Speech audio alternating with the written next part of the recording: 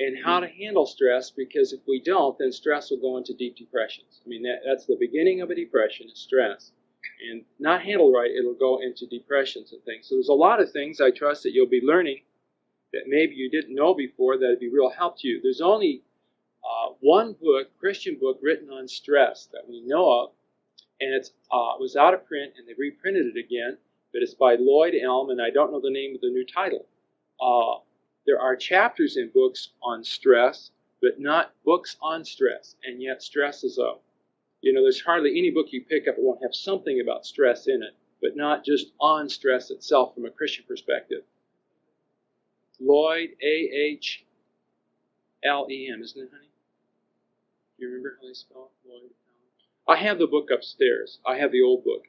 They have one left in Grand Island under the old title, and it's probably $2 or $3 cheaper than when they reprint it. They put a new front on it, and it goes up $3. Okay, what is stress? Stress is a constraining force and influence. So it's a constraining force and influence, and it can have physical and chemical and emotional factors that will cause us bodily or mental tension that may be a factor in a disease causation. Stress produces lots of physical problems. I can read them to you at this particular time, but we'll pick them up later on. It may be a factor in causing disease. Stress creates such physical problems as migraine headaches, hypertension, rheumatoid arthritis, ulcerative colitis, asthma, heart attacks, and many other maladies.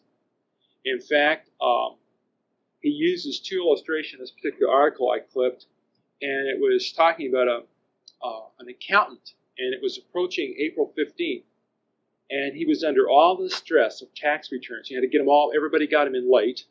He's got all these tax returns, and he had to give them out, and he was under tremendous stress. And this fellow was just groaning as he's looking at the stack of stuff, and he said this to his wife. He says, how am I ever going to get through this year's tax season? And he didn't. He had a heart attack and died. And the stress from all that pressure can produce heart attacks. Another situation that they used was a housewife in her mid-30s that told her son to do something, and he talked back to her, and the other kids got in on it, and they started just mouthing off to their mother. She was a Christian woman. She took her apron off, put it on the sink, went in the bedroom, got her purse, and walked out, and has been gone for 3 years. I don't know where she is. But the stress of that home, she just couldn't take it anymore, and she just left. And stress is an unbelievable force that's operating and influences our life more than what we know. We can be under tremendous stress before we even sense we're in it. And there's all that force going on, and we can do a lot of wrong type of responses without even realizing that we're under stress. The second thing is tribulation. What's the difference between a stress, a tribulation, a trial, and a problem? Okay, tribulation is a trying experience. Distress or suffering, and it results from oppression or persecution. Now, you could find other definitions, but they're trying to show you there's a difference between stress, a difference between tribulation, a difference between trial, and a difference between problems. That they are different. They're related, but they're different. A trial, how does a trial differ from a stress? See, there can be stress and tribulations, stresses and trials, and stresses within problems, but they're really different things. A tribulation, we did that. A trial is a testing of our faith and patience. Or stamina, got my tongue around that one. By suffering or temptation.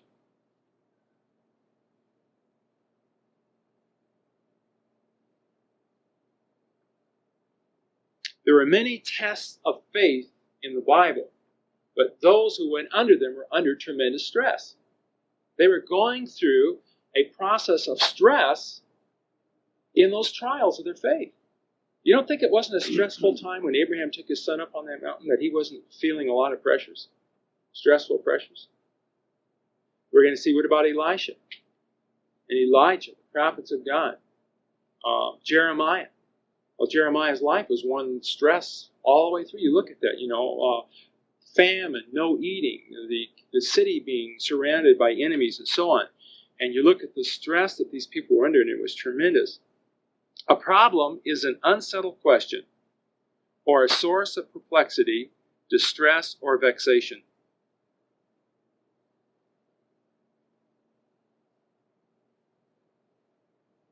Now, a homework thing, if you want to get more out of the class, would be to do this next one at home.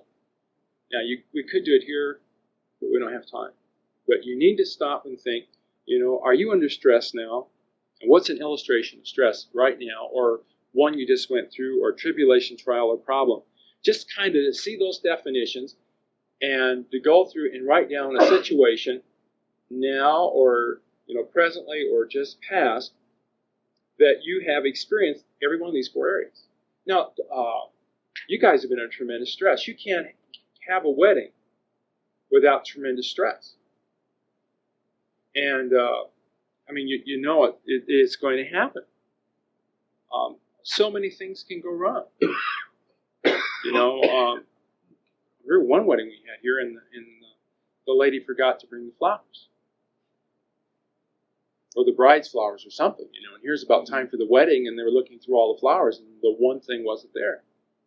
We didn't even know how to get a hold of the person. It's kind of exciting. But there's all, whenever we're in situation, we see this later on, but one of the things that causes tremendous stress is when we're in a situation we have no control over. And we can't control it. And it's putting all kinds of pressures on us, and there's nothing we can do about it. It produces tremendous stress. We'll see that's one of the factors of stress later on. The second page, and this is important, and I think you ought to really think this through right now.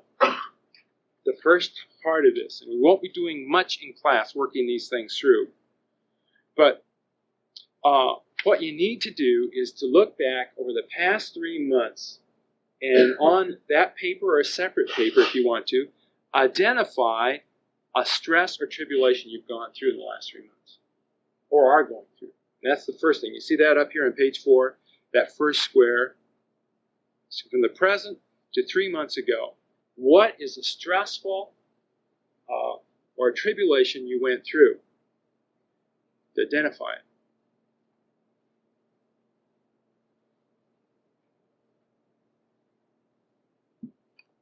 So I was thinking about things, something I should have thought of, it never entered my mind. Never even thought about that one. And, you may need some time, but it's good to identify it. And the second thing is the degree of stress. Was it, high? Or, was it a high stressful situation? Would it be in the middle? Or would it be a low stressful situation?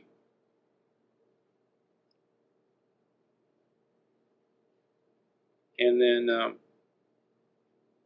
how did you respond to it?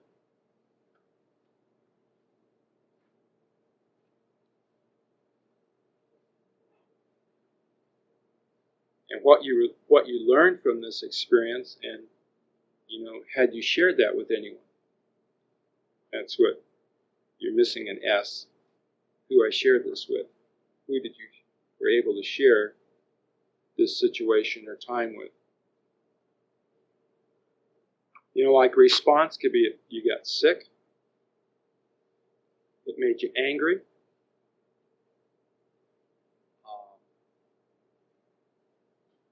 You're worried about it. What did it do to you as you're going through this stress?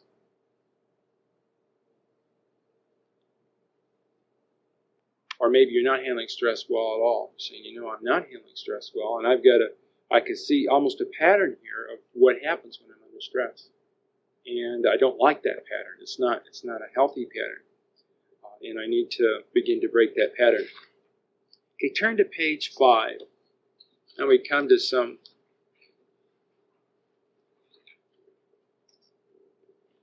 the top part of the page is also on a homework assignment, and it's what you think are some of the trials and suffering you will experience within the next 10 years. It is helpful to anticipate and plan as much as possible. This is very important, because if we can anticipate stressful situations that are going to take place, it can prepare us spiritually and emotionally for the time.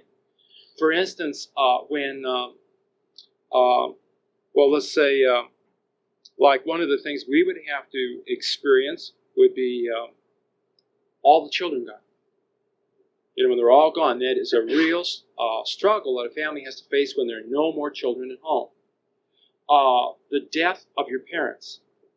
10 years, will our parents still be alive? And we need to think, I'm liable to lose my parents in 10 years. Then I can say this. If I knew for sure, my mother's 76, if I knew my mother wasn't going to live to be 86, would I change any of my dealings now with my mother between now and the time she died? Just thinking about this, would I write her more? Would I show more love and concern as I think about those events that are going to take place? Retire.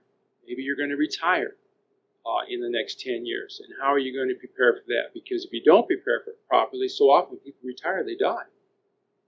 Because they're not ready. They didn't think it through. And retiring usually is not the best way to go. Unless you've really thought it through.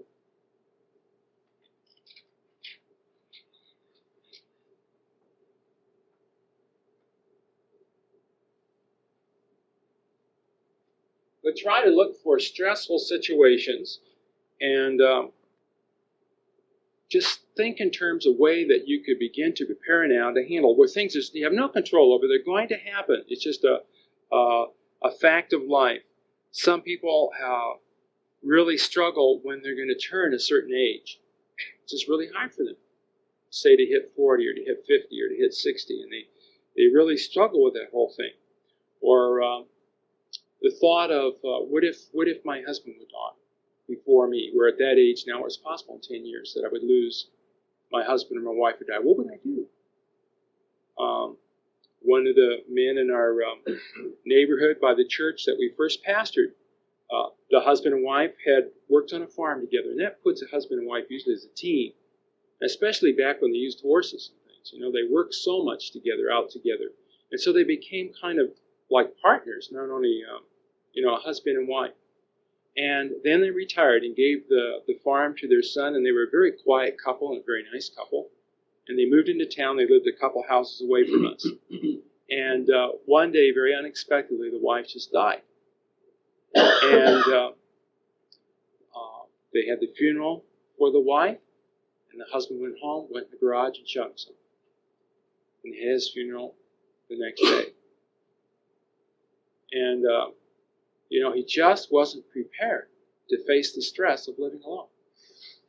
And so he took out, I think we get in depression, but the highest rate of suicide is amongst men 40 years and older that have gotten a divorce. It's the highest rate of suicide in America, is men in that age bracket that go through divorce. So, these are things to know. If you have someone that's over 40 and they get a divorce, you know what? That they are, as a national average, the stress of that situation has caused many, many men to kill themselves. And so we need to move in. We need to be there and help them and not let them feel just desolate and all through that particular experience. Now, how can we help a family member or a person? Someone calls you on the phone, and they are going through a trial or difficulty, and they're experiencing stress. And they've called you, and what can you do just to help them out? There's not any solutions. We're not giving them any solutions now. It's just, what can we do to bear their burdens? It says bear one another's burdens. Well, how can I bear someone's burden that's under stress? First of all, there are 5 points. The first point is listening and touching.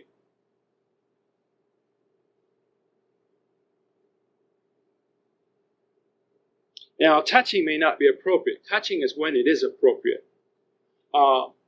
they're like at a funeral. I've seen people that are touchers, that know how to touch just right at a funeral. You know what I mean? They just know how to put that. They don't know what to say so much, but they touch a person and let them know, I care. And they do it. It's an appropriate type of thing we're talking about. And rule of thumb is men touch men and women touch women. Because cross-touching can create a problem in the one touched. Or the one who's touching may have a problem. You know, I wouldn't want to be in one of these churches where everybody grabs and hugs everybody, because I've been in churches where there's some creepy people I never want to hug me. That's the truth. We had a guy in our church that was touching the teenage girls. And it turned out to be almost a lawsuit. He was going to sue the church. That it was inappropriate. Now, he did not do anything inappropriately, but people were getting creepy feelings from this person. You know, he would hold their hands, put their arms around them, talk to them, and all this stuff. And the girls were feeling very uneasy. You know, you can sense, I think, a person's motives when they're not right. You know, the person can sense it themselves. And this fellow was teaching the junior high class. And we had to remove him, and we're going to put him out of the church. But he left first. It was just a real problem. And the parents were complaining. The kids didn't want to go to Sunday school. So he was inappropriately touching. That's wrong. So there's appropriate touching and inappropriate touching. But James 1:19, it says, be swift to hear and slow to speak and slow to wrath. So be quick to listen that they can share. Proverbs 18:13 would be another reference. I need to read it here.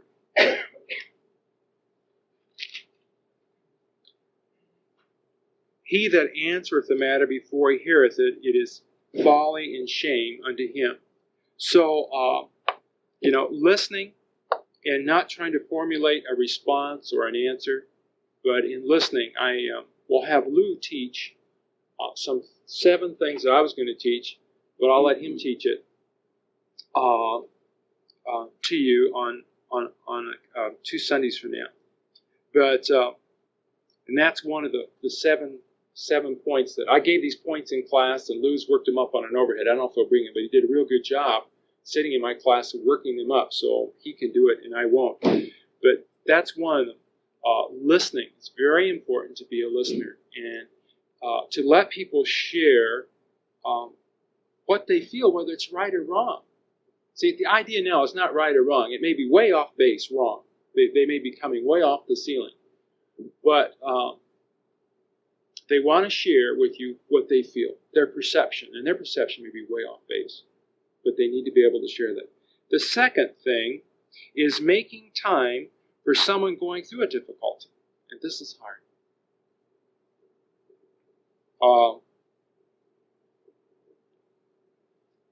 I really, really liked Aruba because the one thing that people have there is time. I don't know, it seems like they have a lot more relaxing time out of their days than we get. They're just not as uptight. And they're just not in a hurry to get from there to here unless they're in a car. You get them out of a car, it's okay. You know, they just aren't all that wrapped up. You know, if it doesn't get done today, well then what about tomorrow? I don't know if these people, this stress thing wouldn't go over there at all. You know, they just live a different way. And I guess there's a lot of cultures like that. They're just not uptight. Why be uptight? And I don't know, it seems like Americans, we're uptight. And someone is hurting and we just don't have time. I mean, we want to be with them, but we don't have time to be with them because we're so scheduled in and everything. And I don't know how we can be different, but I just know that if you have a friend or that's going through a difficult time, then you should spend time with them. This may come out later on because there is an overlapping, but I want to share it now because it popped into my mind. We had a family that visited the church who lost a child. Now, the child they lost was a special child, and they had to spend a lot of time with that child, more time than most mothers would spend with a child, hours and hours and hours and hours. The time limit, in fact, I was at the stress seminar, I thought of this couple immediately. The time limit for that couple to get over the loss of that child, where it will not have an adverse effect on, guess how long it will probably be? 2 years. And see, we go the first week, and then we're all through. And the more a child is special, and the more time requirement, and the more the family has to revolve around that special child. Remember, that child's in and out of hospitals. The mother could never go anywhere. She spent her whole life in that home with that child for 2 or 3 years, how long it was. That when that child goes out, in fact, they find that when a child dies or something like that takes place, if the couples don't handle it right with the Lord, they get a divorce. And we'll see that later on. And people are just amazed, that a couple split up. And they wonder, what were the things that happened that caused a couple to split up? So it's very important to know that when a couple loses a child or something, because there's a lot of blame. Why weren't you home more? I told you there was things wrong. If you only gone to the doctor when I said this wouldn't have happened. But you wanted to save money, didn't you? Now they're dead. And all that kind of thing that come up a lot later in a family situation, and trying to handle all the stress of that kind of a situation can go on and on and on and on for years. So you need to make time. That's very important with someone. Get alongside. And that's where a pastor can't do it. There's no way a pastor can do it. And how can a pastor make time for everybody? You just figure the people in this room, and this isn't even a drop in the bucket in the church. Well, you know what happened? He'll be so stressful that he'll need someone to spend time with him. I mean, you just can't. That's why God said we're to minister. We're ministers. All of us are ministers. John MacArthur, he pastors a large church. Tim was telling me he pastors a church of 10,000 people. And John MacArthur said, if I have a call, I make it. If you have a call, you make it. Now, how can a pastor of 10,000 people make calls? Well, somebody's making calls. Who's making calls? Well, they're not hiring and all that. People are calling on people. I mean, people are calling on their own friends. People are ministering to their own. God has given them a ministry. But what happens, we want to turn it over to somebody else. Well, God wants us to minister to the people He brings in our life. He brings them in specially to us. And there are people that we ministered with that you don't even know. There's people I hope that you're ministering with that we don't know. And that's what it ought to be. All of us ministering with the people that God brings in instead of always shoving them off to somebody else. Because if God brought them to you, He may have thought that that you had the resources to do it. You probably don't think you do. But God must have known that. Why did He bring them to you? Why was it so unique that God brought those people in your life? If He thought that you were just going to fumble it. He maybe brought them to somebody else. So I think we need to, before we shove them on, we need to stop and think, okay, God, why did you bring them in my life? How can I minister to them? The third area is to help them to see the many sides of the issues.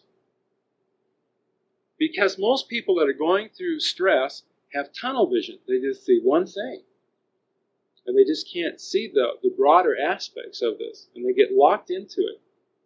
And the more they're locked into the tunnel, the deeper it gets. I don't know if you've ever driven through a tunnel.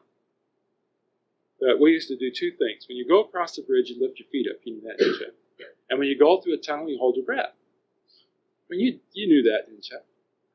When you're driving in a car. Well, my sister and I would have died in the back seat through some of the tunnels we went through in our old July. We didn't quite make it. But we tried to see who could hold the breath clear through. And some of those tunnels, if they turn, I'll tell you, they're dark and long. You ever rode the old streetcar in Los Angeles? The last mile to downtown Los Angeles went underground. And that was a long, long trip in that old cement tunnel. You didn't hold your breath. Then we'd see how many lights we could hold it down, And I always thought, if the streetcar broke down, what would I do? On this dark old tunnel. But that's what happens. A person gets very restricted. Well, that's why God wants us there, to try and let them see it from His perspective. That's wisdom, isn't it? Trying to show them, because the crisis of the whole thing is causing them not to see the broader. And that's why we need friends and people to help us. The fourth thing is to encourage them through a task. Now, we'll give you some projects towards the end, which we call task-oriented projects. You'll see that, mastery and pleasure projects. But when a person's in a crisis, and if that crisis leads them to a depression, Usually what happens, if you looked at your depression, remember that sheet on depression? We said what? When a person is depressed, what does it do?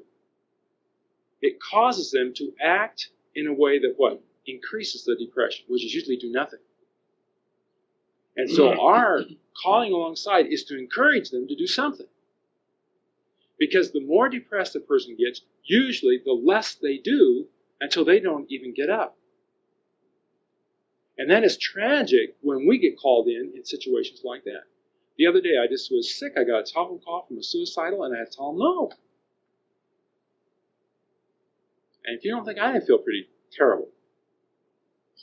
I said, we just can't, I'm winding down here, and there's no way you can start driving here from this other town. And for us to work with a Christian that's just struggling with terrible thoughts, it's not a suicide. I'll tell you, there's so many people out here that are hurting, but they're not saying anything until they think there's somebody that will not reject them and take an interest in them. And I felt terrible. But what do you do? What do you do? And I tried to think who to send them to. And I mentioned some pastors and said there would be no point going there. And I almost had to agree with them. I didn't want to do that. I didn't want to say, well, I agree with you. But I said, you need to go to somebody. If you just want somebody to talk to, somebody that would even listen to them. They said this particular pastor wouldn't even listen. I know he wouldn't. He'd probably give him 3 verses and send him out the door, read these verses and not even be empathetic or understanding or anything.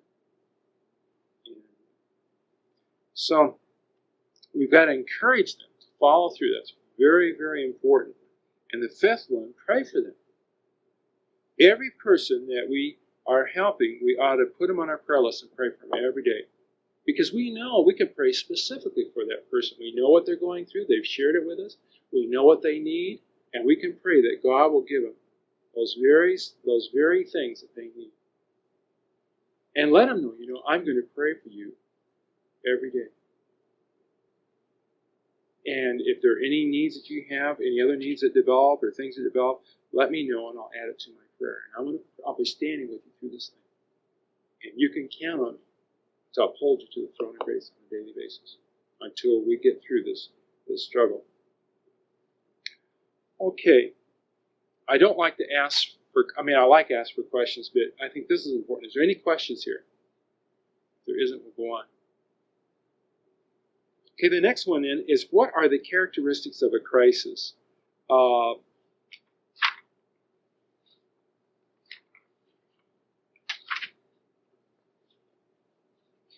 Get my notes on that stuff I can't figure out. Okay, it's going to be hard to write them in, I'll tell you on that. You may want to write them on the other page. You may want to put the basic definition and some thoughts. The first is, it's a temporary condition. See, what is the characteristics of a crisis? It's a temporary condition, but we think it's going to last forever. But a crisis in itself is something that's just, short in term.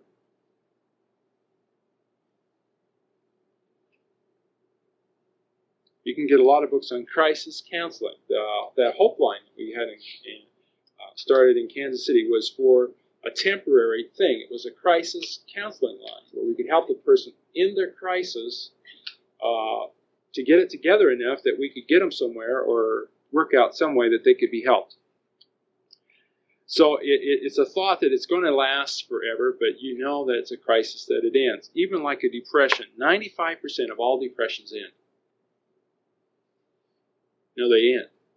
And I remember sharing with somebody that was super depressed, and they said, mine's probably the 5%. And I said, I doubt it. Especially if it's a physical cause, then it may not end until the physical causes are taken care of. But depressions end, usually. Except I shared that one fellow that committed suicide that we had worked with, and his was caused by medication. He got in the hospital, and they got him depressed, and they couldn't undepress him. They gave him depressants, and he depressed him so bad, painkillers, that when they took him off of it, they couldn't get him out of the depression. They did everything. He went through different mental hospitals in Kansas City, went through everything. And he was in a strong depression for, must be about 2 years, maybe longer than that. And he just couldn't handle it. His wife was a nurse, and they did everything they knew how for that fellow.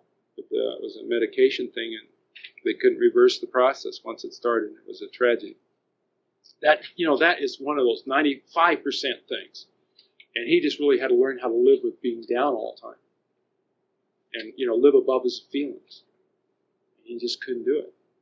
He wouldn't do it. He just really wouldn't live above his feelings. The second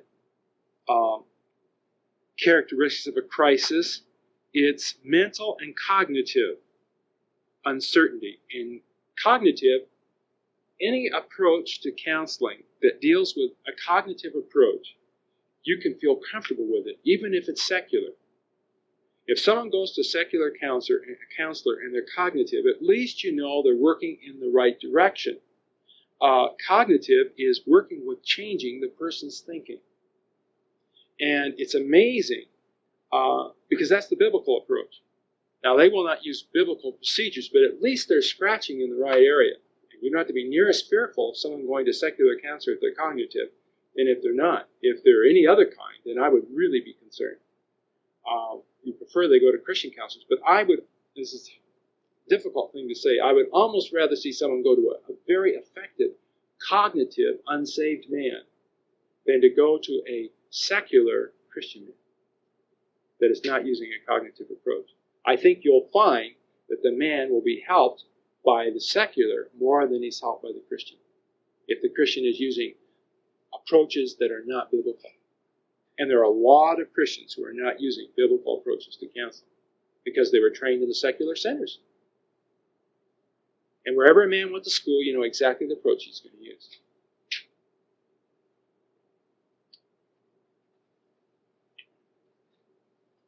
This is a stressful crisis.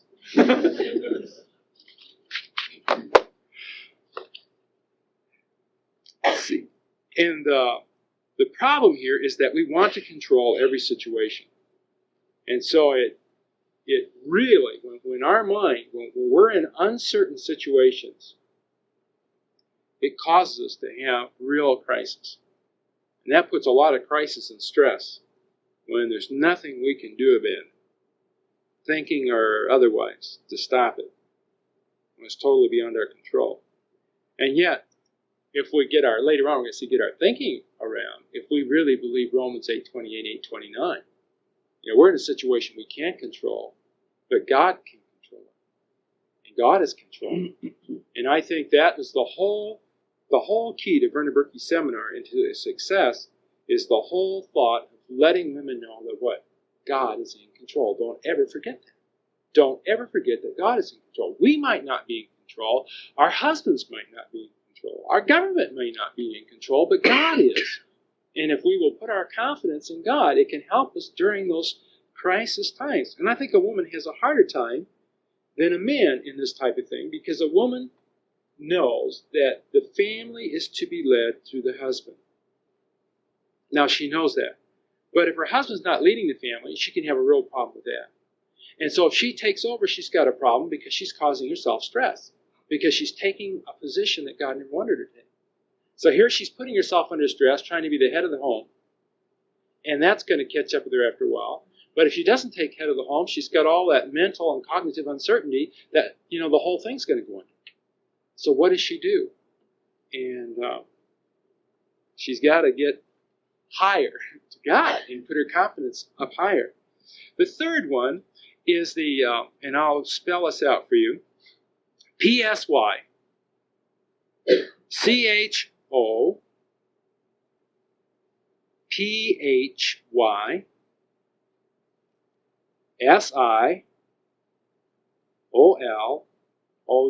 SIOLOGIC. And I had it all pronounced, and now I can't even say it. Okay, this has to do with the medical problems that come from psychological struggles, emotional struggles. It's the physical. This is the physiological aspect that is produced by the mind. It's sicknesses that are not sicknesses.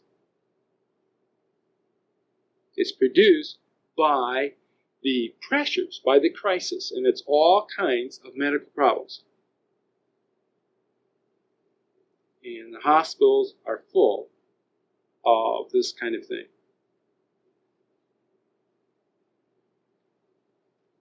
The fourth, okay, of all people. I know what you're saying. PSY, you mean the spelling of it or what it is? Okay, it is the situations that are developing in a person's life that are medical, but actually psychological in its we want to put we call it the crux of it is psychological, but it's being manifested medically. Yeah, it's a medical. It's coming out as a medical problem. Yeah, that's it. The symptom is really a psychological, emotional problem, but it's being manifested in this crisis as some like rheumatoid arthritis. That can be really a bitterness problem. And it's causing all kinds of problems because they're when the doctor tells you, told a friend of ours, take the position you want. You can either take a position sitting in a chair, and then you'll be formed to the chair, or you can take a position lying down, and you'll be in that position the rest of your life. You choose a position you want to be in. Do you want to be in a sitting position with all your bones locked so you can't bend, or do you want to be in a standing position? Or do you want to get rid of your bitterness? And get rid of the whole thing. And she got rid of her bitterness, she got rid of the whole thing. So, and that's really a crisis, when you find out, brother, you're going to be in a wheelchair the rest of your life. And here was bitterness towards her son. That she really denied. The fourth thing, is the situation has no exit. And that's a feeling. You feel the situation has no exit. Have you ever been in down at, when I was growing up, we had the beaches. And down at the beaches, they had amusement piers. And every amusement pier had its different fun houses. A lot of the fun houses weren't fun. But this particular fun house was fun. And it was ever been in a glass fun house? Where it's all glass up and down, and you're trying to find your way through, and all of it, and you walk smack into glass, so you do this, and you can't tell where the glass is, and you can't tell where the holes are, and it's really quite an experience. But you get in there, and people get panicky because you're really in there, and you can see outside, you're watching these people doing this. It looks so fun, trying to find. Then they get into another little place, and they're all doing this bit, and you're someone's on the other side of you, and you can't get to them, But you can get into the feeling that maybe there's no way out of this place, one entrance, and you're stuck in there. Well, that's the same feeling that people get in a crisis. We can't get out of this. It's hopeless. Boy, when people give up hope, then there's really tragedy. That's where you got to really watch that teenage girl. Why did she commit suicide? Did she have cancer? No. Was she pregnant? No. But why did she commit suicide? Because she was faced with a crisis and she felt what? There was no hope. There was no out. And she needed what? To talk to somebody where they could have showed her alternatives. But she was, I didn't talk to the girl, but I am positive that that's what she was going through. She felt that there was no solution. And she didn't want to go back to the situation she came out. That's putting a lot of pieces together, but I would think that that was her problem right here, the crisis she was going through. And wouldn't it have been wonderful if there had been some woman or some girl that she felt free enough just to share that with and say, could you help me to change this thing? What is another alternative to this? And I think we just have to let people know that we do care and we will have time for it. And there is exits, See, there's got to be a change. We know that. Things just don't go on and on and on. It's not going to rain forever. Do you know that? I have a promise in the Word of God that says, don't you have the same promise that I'm not building a boat? No, I got a promise in the Word of God, But you wonder sometimes, don't you, if it's going to rain forever? Just a lot. Well, that's a crisis. What do you do? What do you do if you're going to be wiped out? If you're going to have a real financial reversal, you might as well think about it now. If this rain, maybe for some people, it's going to be a benefit. And it seems like that. The thing you have to figure out, it rains on the just and the unjust. Which one are you? First of all. And then secondly, what's God teaching you through the rain? And I'm sure that some people are real thankful for the rain because they got their crops all in. It couldn't be nicer. And everything drains away from them, and they don't have any crops standing in the lakes around. And so they may be rejoicing. I don't know. But I know that we've got to, if we can pre-think these situations, God can prepare us for them before they happen, and we'll go through them a lot better. Well, you think of the rain, you have any control over that? You can talk to the rainmaker, but he says, well, you go to James, you have not because you've asked not, but also why don't you have? Because you ask amiss that you might consume it upon your lust. And that's praying from my perspective. What's best for me? Well, that's the way I'm going to pray. Really, isn't that the way to pray? Is what's best for me? That's, and then I have to say, Lord, your will be done. But, I've got to look at what's best for me. That's the way we look, isn't it? What's best for me and then what's best for others and so on. Okay, the fifth one, inadequate coping skills. And that is, we're in a situation we're over our head.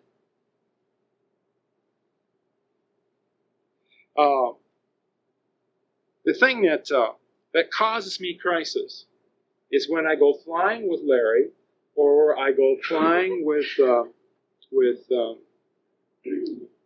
Cliff, or with anyone else in these little airplanes, or if I went flying with John. Now, it isn't that my crisis is their skills.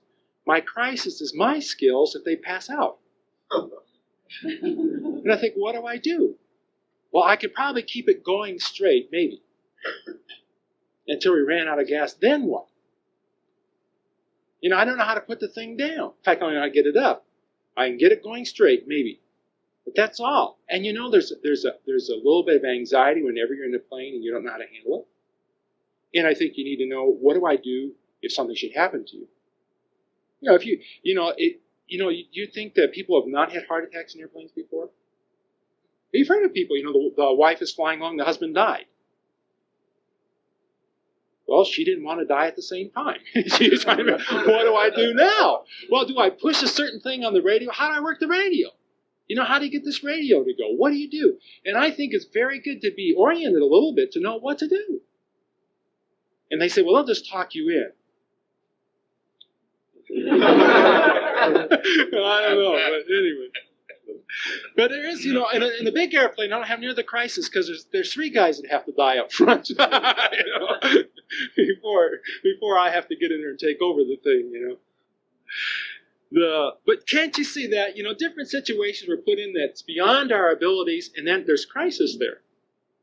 And you want to be careful that you don't take a position because of its authority when you really don't have the skills for it.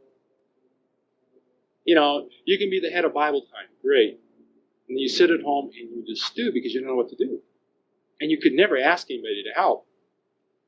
And so the Bible time comes and you're teaching all the classes, baking all the cookies, and on and on and on. It just maybe isn't your thing. And you need to say, I'd be glad to assist, but I don't really think I'm an organizer, and I don't think I could get that thing off the ground. And there's nothing wrong. And admitting where your strengths are and saying, I just don't think that would be something I could do. But if you can do it, do it. Don't not.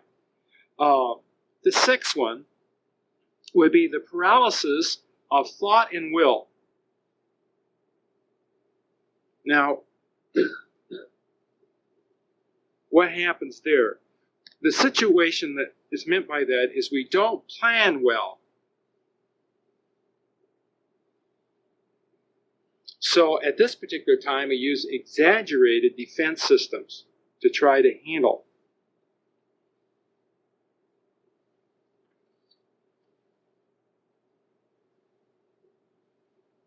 See, it's amazing.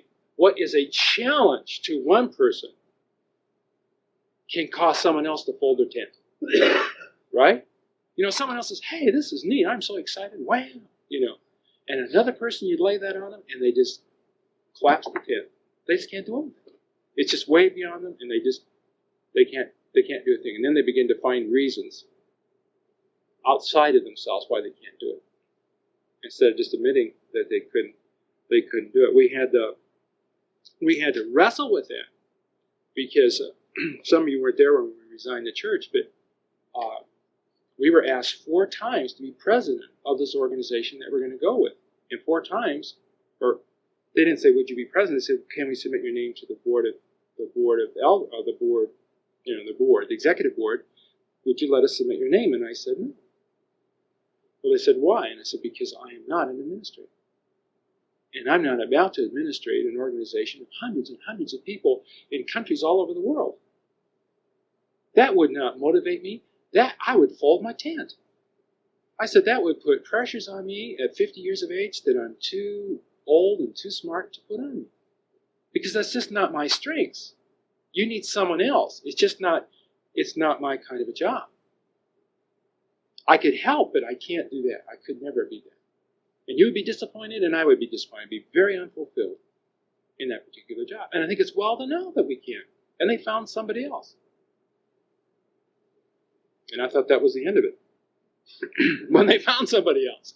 Because they called and said, well, we got somebody else. What do you think of this person? And so on. But the 7th one is using the exaggerated defense systems, would really be the 7th point there, I'm sorry, that goes with the 6th one. When we have the paralysis of will. These kind of unfold, crisis, and then we begin to use these excuses and all of this.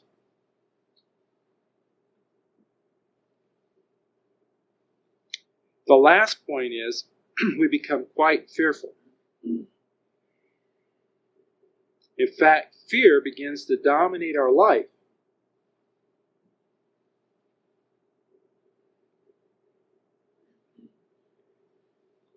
And it leads to inactions.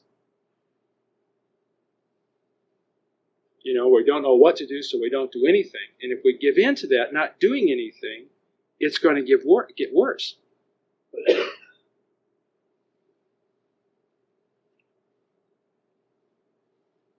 And so then the crisis can go into something else. But the initial crisis, so usually, as I said, one of the things we ask them, when they are depressed or when they're in a crisis, sometimes we need to find out what they try to do to handle the crisis, because they may have made it worse. The problem now may be greater than the problem they were trying to handle when they tried to handle the problem. I remember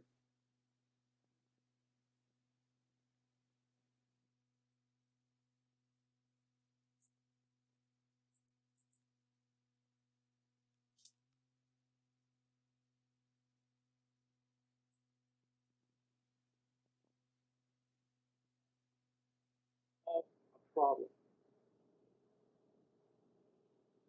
And I can't remember the way I wrote the letter because I didn't have a copy of it, or the way she took the letter.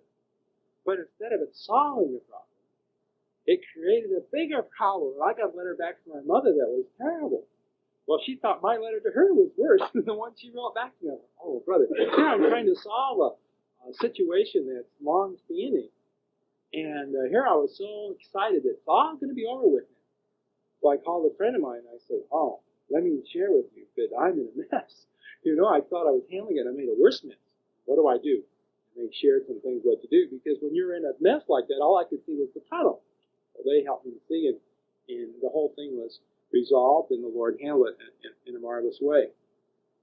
So, be careful of the fears. If you're helping someone with fears, realize their fears will probably either cause them to do something that's really not right, or not do anything at all, and we need to be alongside and help them. So that is the characteristics of a crisis. Okay, now page number, I can't see the number here, but the next page, it must be 6. We want to give you some an additional definition to stress.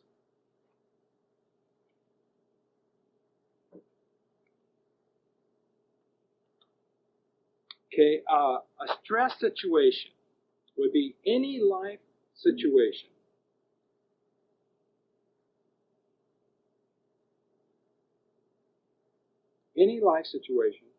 that chronically bothers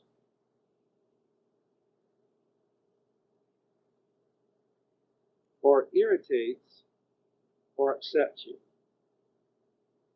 So it's any life situation where you're bothered, irritated, or upset. And I need to ask, does anybody here have an extra bed? Roll away, fold away, bed. That Lou could use? Lou's going to be staying with Larry Coleman. And Larry doesn't have an extra bed right now. And so if he could borrow that, and Lou will be here Monday or Tuesday. And I'll be here for a couple of months. And he's got a lot of things to do. I'm really glad he came because I was asked to do things that I couldn't do, and all of a sudden I thought, well, he could do it. They wanted me to speak down here at the Bible camp to all the staff, and I just couldn't go down there and spend that time. And I said, I can't. Well, Lou could. He could go down there and do that ministry with you. I know what to say. So he's going to be doing a lot of that kind of thing, ministering here also. The indicators of stress are, there's two things here.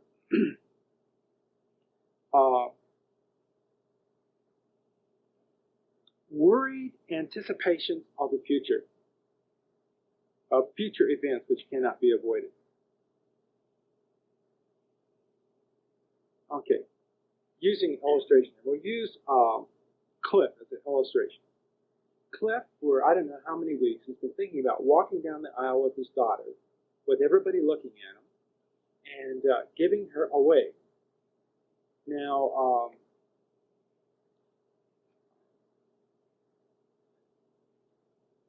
the more you think about that, the more stress there could be, because he could step on her dress.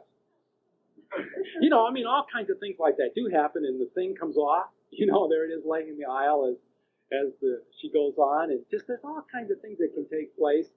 And what was interesting, I was watching, I thought, where's he going to sit? Because there's about 6 inches space between his wife and the edge there, and I thought, this is going to be interesting. And I was very much watching that situation. I thought, they can't squish over anymore. How's Cliff going to fit in that little crack right there and then sit like that for the whole wedding, That he figured that out really good. Just move up a little, So he wasn't paralyzed by the situation. But that was interesting. But, and the more you think about that, you think about all the things that could go wrong. Can't you anticipate it, and you're going, wow, this could happen, that could happen. What was I supposed to say? Her mother and I, or I and her mother, or, you don't have much to say, but you wonder how you're going to say it. And, will I say it loud enough, or will my voice crack? You can get a million things to add to the stress as you anticipate those events. But they do take place. And very often you and I are in, these events that can't be avoided. And it produces stress. The second one is being preoccupied with ruminating. Now, what's ruminating? It's what a cow does, and it's chewing it over and over and over and over again.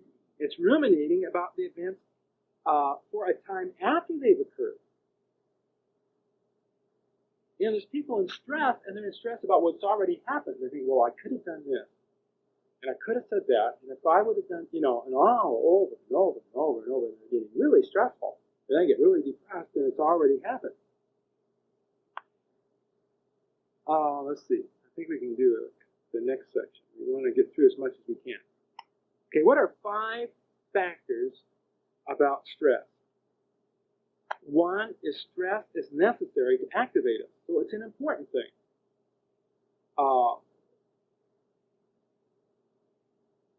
The second one is stress has physiological components. Physiological. Remember, that is where, you've read in the paper where they were changing a tire in the car, and the car fell on the child, and the mother ran out and lifted up the car, and the child crawled out. You've heard of, super surges of strength and all that took place under stress. And that's what it's saying here, that it has It has the physiological aspects where a person gets a lot of strength to be able to, in the Army, tremendous things took place in battlefields. The guys were under stress, and they did real heroic things that they never would have done in another type of situation. This is an important one. Stress can be addictive and habitual. Why?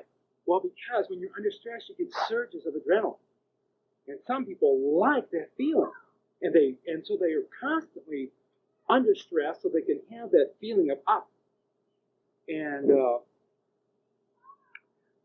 another one, stress is selective. And it can be selective for people who want to exercise power over people.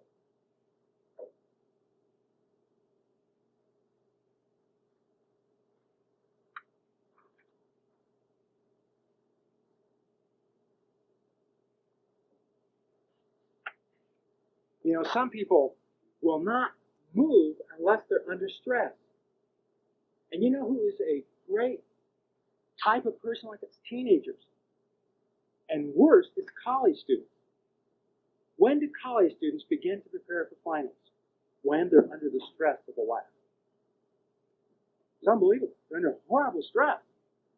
I used to hate finals when I was in school for the stress of it. You know, the lab. And I hated them as a professor, but not as much as the students did. But I hated that stress.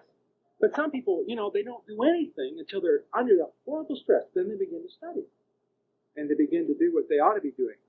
The last one is exercise stress has relationships to physical problems.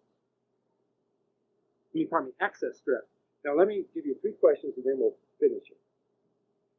There's a doctor who specializes in missionaries and Christians. They're really missionaries down in the Los Angeles area. And when these missionaries come in, they're having tremendous physical problems. He asks them 3 questions, and this is important because you could ask somebody this. The first thing is, where are you experiencing pain in your life? First question he asks the missionary that comes in with physical problems. Where are you experiencing pain in your life?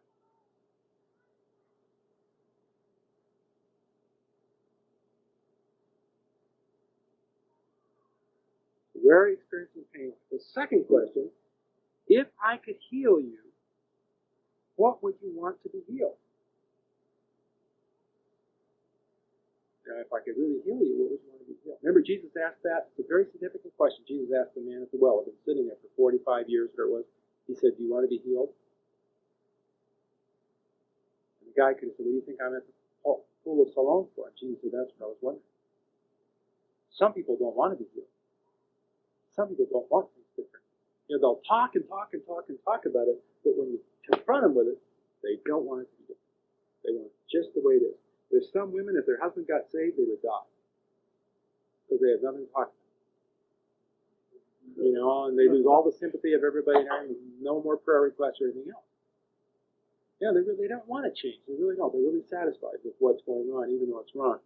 And the third question he asked, when was the last time you had a 10-day do-nothing vacation? I asked myself that. And I tried to think. I've never had a 10-day do-nothing myself vacation. You know what I do on my vacation? Have family camps. You know, and that's what I've done on my vacations over the years. And you know, he said this, and I didn't know this, and this is important. You know, the body needs 10 days to recuperate. It takes 10 days of doing nothing for the body to recuperate. If you don't do that, the body never recuperates. And we found this out. People that do not just take 10 days, you know, you don't take a vacation to paint your house. Or you don't take a vacation to do this and that. You just take 10 days just to have a good time. And your body will recuperate. What's happening? People are wearing their body out. Because they're just not doing that anymore. You know, even our vacations have to be fully packed. You know, we get a time schedule. You know, we got to do the Disneyland real quick. Go to Disneyland. Run over here and do this and do that. We get all home and all wonderful fun. Saw all kinds of